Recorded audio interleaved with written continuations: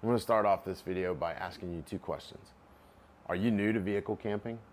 Are you struggling to find that right setup that provides you maximum freedom and flexibility for all your off-grid and outdoor adventure needs? Well, that's how I started off last video. And this week I thought I'd bring you something a little different. Today's video is not so much a video, it's more of a podcast / outdoor discussion. My guest, Mario. You all know him from Off-Grid Adventures. He's been on my channel, I've been on his channel. He's an established video content creator, he's an entrepreneur. His YouTube channel is approaching that 100,000 subscriber mark. But more importantly, he's a family man and an outstanding human being. And he's helped me along the way to grow my YouTube channel to where it is today.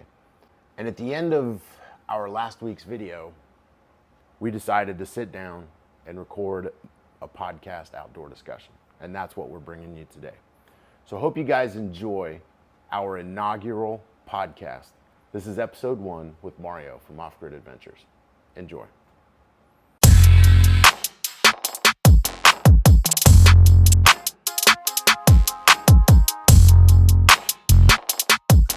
Yeah, a lot of people say that these mics are better than the Rode mics, actually.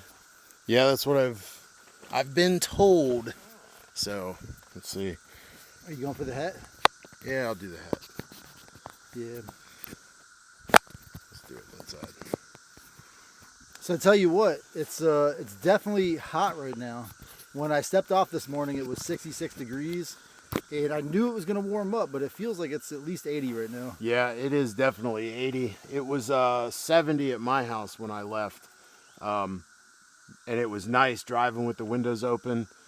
Since we've stopped moving and we're actually in some shade, I don't feel bad, but I can feel the humidity coming. So yeah, the humidity is out here. But actually, this time of day, I know we're sitting here, we're going to talk a little bit about these setups, but this would be the time of day to actually go out and do some crawling, check some stuff out in the heat of the day, get a little breeze on us, and then come back to camp in the evening. Yep. And by nighttime, by about 5-6 o'clock tonight, the shade will be perfectly covering this entire carpet. Absolutely, because we're good right now. It is it's 12:10 in the afternoon, so sun is directly overhead. Once it gets back there more, it will shade this perfectly, and you can have more chairs around the carpet. So I guess I'll start it off. What do you think? I know you own the expeditionary setup with everything compact and ready to go, easy to set up, and then I own the little bit more logistically challenging. What are your thoughts on which one do you prefer after seeing both of them? So I've got to start this with, I don't have the max tow, and my Gladiator did not come with a hitch, and so I have recently bought one of those hitch. It's an aftermarket hitch, but they're only rated for 3,500 pounds. Okay. So the reason I'm saying that is I feel like ultimately in the next year or so, I'll end up getting a trailer, and the trailer will be specifically for when I bring the family along. That way, if I'm going out solo, I can keep my more light expeditionary setup, but if I'm going out with a family, I can have that comfort for them to have a base camp. No, absolutely. That's good. I think this serves that purpose. The problem that I have with my setup, with what you just described, is my rooftop tent is on my base camp setup. We'll get into it in a later video, but I'll review the pros and cons of the Diamondback cover that I have on my Gladiator. And although it does provide a lot of security, it is kind of a pain in the ass to get into stuff in that front compartment, especially because I have the black and yellow totes up there. So the lids don't come completely off. I got to reach in at weird angles and everything. So how does that work? If you have a tent on that, can you still open it? So that's where I was going with that. If I were to move the tent from my trailer setup and put it on my Jeep, I wouldn't be able to open the Diamondback cover. The only access I would have would be from the tailgate. So then if I had anything towards the front, I would have to completely rearrange my setup underneath of it so that I could crawl in and slide it out. And then you have to lay on your stomach and do all that. And when you're doing that, when you're tired, or it's early in the morning, it's not really conducive. It does provide security when everything is locked up inside of it, but your tendency is to pull everything out and set it underneath your Gladiator at a campsite. And some strangers walking by at 3 in the morning and they see an open tote, they could just take it and you would never hear it. So that's the disadvantage there. But that's a good point. I keep mentioning that you could sleep inside of this trailer, but I think the way you use it is your family camps in the tent, and you use this essentially as like a locked storage area so that you don't have issues with, theft or things just walking off from your campsite. That's right. So this is just clearly the storage area, as we talked about, like with how much clothes we bring on camping trips.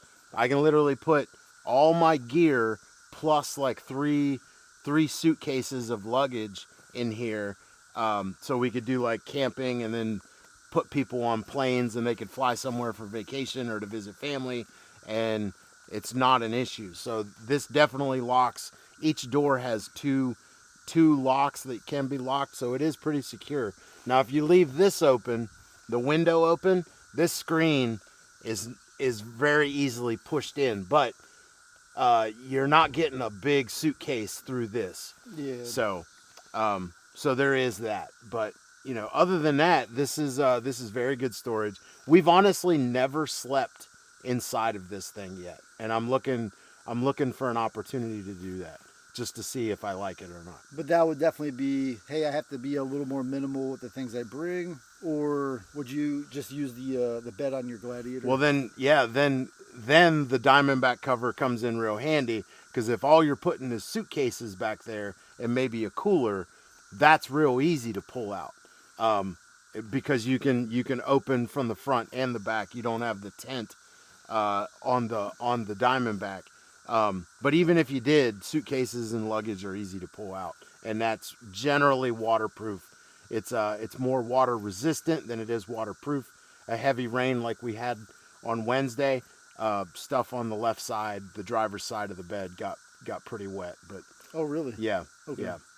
So I think maybe I need to take it off and reposition some seals. Yeah, that might be the case. So one thing I can tell you about the deck drawer that I have in my bed is it is waterproof. It is very waterproof. So the only issues that I've had with it was I did mount that slide fridge on it, and when I did that, I drilled some holes in it, and so those little holes occasionally in those really hard rains, I'll get some dripping around there, but I never have a puddle or anything in that.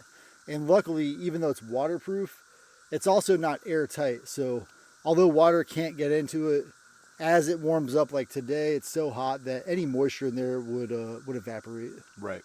Do you have mold issues, do you think? In the deck drawer? Yeah.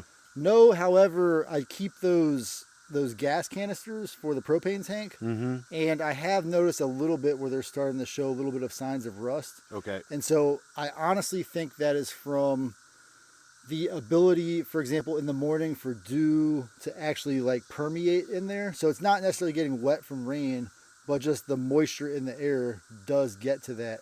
Whereas if I kept those canisters in the vehicle, in the morning, the moisture doesn't actually get in the vehicle, and that's why the windows get all fogged up. Gotcha. So there's definitely, it breathes both ways. So. Right. Yeah. So whether you like the expeditionary quick setup, or you like the more logistically challenging, but more base camp type setup, I think we've shown that each setup has its strengths, and it plays to just whatever your camping plans are for the weekend or whatever. Absolutely. So definitely, if you're considering family and multiple people, this might be the way to go. If you're solo, or maybe you and your wife or girlfriend are out camping, maybe the expeditionary is the way to go. And then I think it also comes down to the personalities of the people that are camping with you. What do they want? What do they need? What kind of suck can they tolerate? Yeah, and the bottom line, especially if you're trying to bring someone out that isn't familiar with camping or has no desire to go camping, you're definitely not going to win them over by bringing them out and making them uncomfortable. So one piece of advice I always give is keep them comfortable. We got some folks coming by. Definitely a side-by-side. There's some folks out enjoying these trails today. We saw this couple on the side-by-side, as well as some other Jeeps pass by earlier. But yeah, like I was saying, definitely keep them comfortable, and that'll get them wanting to explore more. And then maybe long term, as they go out and are more exposed to the outdoors, they will enjoy being, like we're sweaty right now, we're okay with it. They'll enjoy that a little more. So Yep. Now, I think there's one thing that we didn't talk about, but I think it's crucial to mention with the type of camping that you're doing. You see out here that we are in a no pay, is what you called it, no pay due campsite. Yep. So this is dispersed camping. Dispersed. On federal land, and so there are several rules associated with that. And I want to say they're common sense rules, but as we see, everybody doesn't have that common sense. For example, we don't want to leave any trash behind. That's right. We don't want to cut any trees down. We don't want to disturb the natural vegetation. And hey, it sounds like those might be a little bit strict, but that's the point of coming out into the dispersed campsites, is you come out into nature to experience nature. And if you want something that has a nice manicured lawn, go to the KOA. They're waiting for you, and they're ready to take your money whenever you're ready to give it to them. Yep. Now, it's funny you mentioned KOA, because the first time I had my rooftop tent on my Diamondback cover, we were traveling back home to Ohio, and we stopped at a KOA, and we were very welcome at a KOA. KOAs are typically known for their glampiness. They're very clean. There's not much bugs. It's very prim and proper. It's got a camp store, hard, showers, all the amenities. It's even got swimming pools and playgrounds for kids. But we pulled in with a Jeep that had a rooftop tent on the back, and we pulled out stuff and we cooked right off the bed of our trailer, or right off the bed of the Gladiator. And everybody that came by was just in awe that we were in like an RV spot with a rooftop tent, and they loved our setup. So don't think that you have to do this expeditionary type camping. You can definitely go to the well-known campsites to test it out. That's a good place to start. And that's actually a great point, because talking about that person you want to bring with you that doesn't want to go out into nature fully, those kind of campsites are the best place to start to break them in. Because hey, if they're hot, they can go shower, they can get in that swimming pool, they can go to the camp store and get any supplies they think they need that they forgot or something. And so that is definitely a great way to break them in. And I mentioned this in some of my older videos on my channel. If you're really starting out and you really want to do a minimal exposure trip, do it like in your driveway or your yard. Like literally set your gear up and just go sleep in the tent in the yard, and they'll work out. Because one thing you'll experience out here, you may not get at the KOA, is animals are out here. Coyotes are out here. There's no bears here, but some of the places I've been have bears. And so, you'll hear all those noises at night. And if you're in your yard, you'll be more familiar with those noises. But if you're out here and you're by yourself in the middle of the night, every noise is a predator, behind a tree waiting to get to you. Yep. But in reality, it's probably just, a coyote or something. Absolutely. And I've done that before. When we got the rooftop tent, before we took it even to the KOA, we just set it up in the driveway and we slept in the driveway. And all of our neighbors were like, "Did you guys sleep in a tent in your driveway?" And we're like, "Yeah, we did. We're testing it out because we're going to take it off grid and well, we're going to go to a KOA first, then we're going to go off grid." But yeah, that's a great point. We certainly did that. And sometimes we'll even set the awning up, and I'll set up the little fire pit, and I'll just invite the neighbors over, and we'll all sit outside the camper right in front of our houses in the neighborhood. Yeah, and you do that, like you're saying, you camp in the yard, and I forgot my tongs for my grill or whatever. Just run in the house and get them. Right inside the kitchen. You're not trying to use your fingers to flip a steak out in the woods. Yeah. So, well, I think we've done a great job showing everybody kind of the advantages, disadvantages. you want to wrap this up and we'll pack this up and get on? I'm getting Yeah, a little let's do hungry. that. So if you're probably watching this on Jeremy's channel here, Jack Monkey Jeep. If you're curious about my setup, please consider coming over to Off Grid Adventure.